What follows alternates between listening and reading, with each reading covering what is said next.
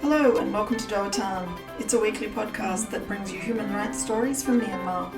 It's brought to you by Frontier Myanmar in association with Fondation Hirondelle. This week, fighting between the military and local resistance groups has spiralled into a major conflict in the Myanmar states of Chin and Kayah. Hundreds of thousands of people are believed to be displaced, and many are cut off from aid. We speak with displaced people and those trying to get aid to them. This story is by journalists from Frontier Myanmar. In a small village in the hard-to-reach area of Chin Hills, a group of displaced people have managed to catch a chicken and eat it.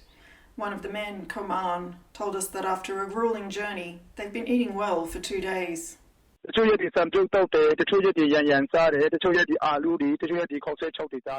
days we eat porridge or yum-yum noodles, and other days we eat potato or dry ramen noodles. We had good meals yesterday and today. We were afraid of the Myanmar soldiers eating them when they come.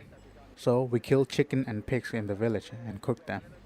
We have been catching chicken since yesterday with the permission of the villagers.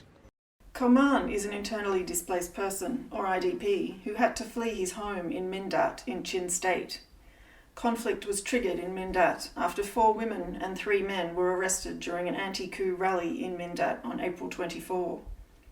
Tensions between the military troops and Mindat residents rose following that night due to the Myanmar Army's refusal to release the 7 detainees.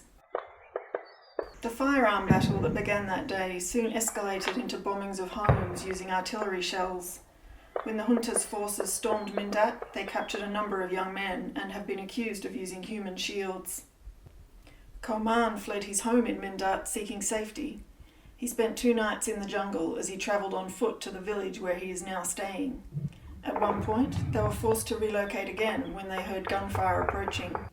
Koman feels like they're being hunted down. It's like our situation is like a house by the sea. We were in the living room, but we went into the kitchen when the killer entered the living room. Another shot was fired into the kitchen, and we were about to jump out of the window and into the sea. With no vehicles to transport the IDPs, they're travelling up and down steep mountains on foot. It's a dangerous journey and some have turned back or got lost along the way. Koman told Doh Athan they're in urgent need of food and medicine as well as tarpaulins and blankets for the rainy season. However, there have been cases of security forces arresting people trying to donate to the IDPs, and they're stopping vehicles to take the aid. People who buy large quantities of drugs from pharmacies have also been stopped and searched by the military. All the main access routes to Mindat and the IDP villages have been closed, making it harder for the help from donors to get through. As well as Mindat, the people of Hakka and Kampetlet in Chin State are also fleeing the fighting. There are around 20,000 IDPs in Mindat township, including women and children. A 6-day-old baby boy died during the exodus, and sadly a baby fell off a cliff on the steep journey and also died. We spoke with one Mindat resident who is now displaced.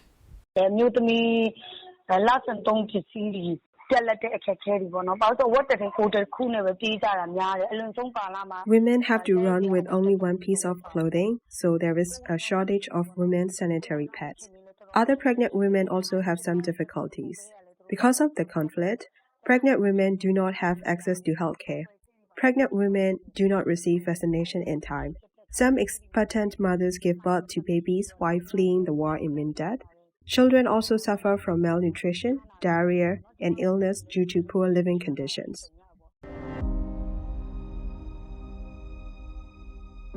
Health problems are also a problem for the IDPs in Kayah State, who are struggling to access clean water.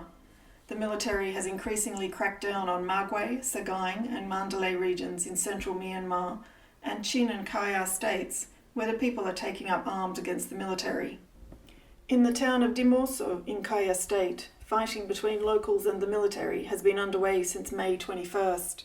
The town is currently under siege on all 4 sides, according to locals. Locals in the town are limited to using one phone network, Mytel, and the electricity supply has reportedly been cut off since the shootings and hasn't been restored. A local woman told us that artillery shelling was heard in Loikor every day from the military's artillery regiment. They've been firing artillery shells from Loikor towards Dimoso and Mobie towns. Loikor's access road is closed, so food aid for the IDPs from elsewhere in Myanmar can't get through. Locals are under curfew and can only go outside between 6 and 10 a.m. Shops in Myanmar market are now empty of supplies. The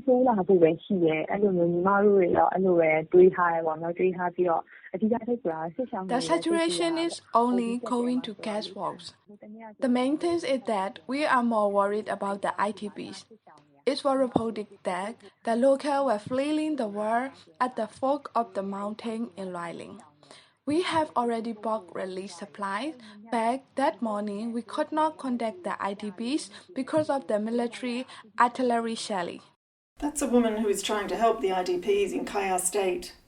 Aid workers estimate there are more than 100,000 IDPs in Kayah State, but it's hard to know the exact number of people currently fleeing and seeking safety. As of May 31, about 151,000 people all around Myanmar had been displaced by fighting and security concerns, according to UN OCHA.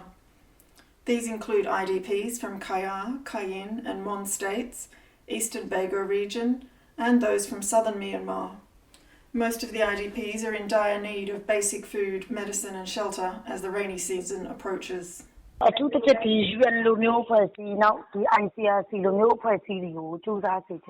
want organizations like the UN and the ICRC to try and help the IDPs.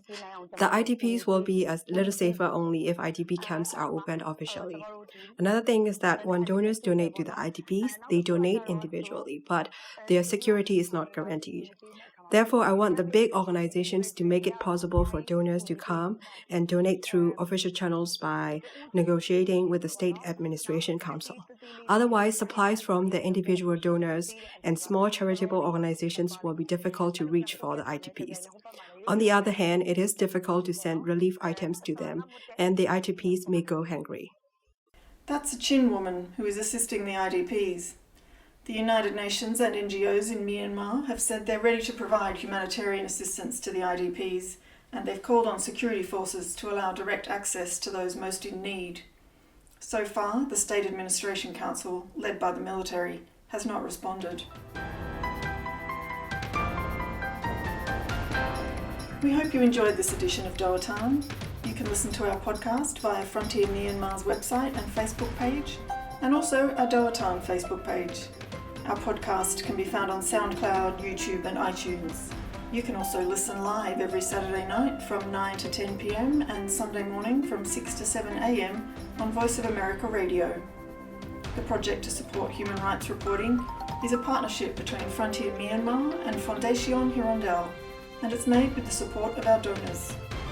Thanks for staying with us while broadcasting. Have a nice day.